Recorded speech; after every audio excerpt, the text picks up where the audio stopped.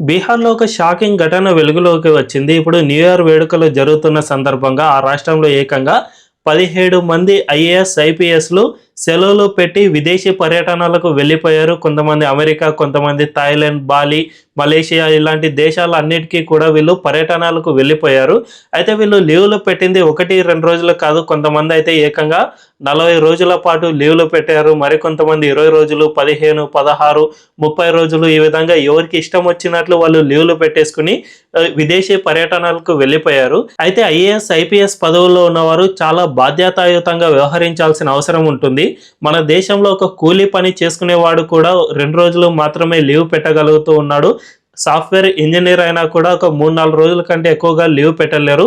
మరి ఇబ్బందికర పరిస్థితులు ఎదురైతే తప్ప ఒక వారం లీవ్ దొరకడం అనేది చాలా కష్టతరమైన విషయం. అలాంటిది ఐఏఎస్, ఐపీఎస్ లాంటి బాధ్యతాయుతమైన పదవుల్లో ఉన్నవారు ఈ విధంగా 30, 40 రోజులు లీవ్‌లు పెట్టి విదేశీ పర్యటనలకు వెళ్ళిపోవడం ఎంతవరకు సమంజసమని చాలామంది ప్రశ్నిస్తూ ఉన్నారు. మరి దీనిపై మీ అభిప్రాయం ఏంటో కామెంట్ల రూపంలో తెలియజేయండి.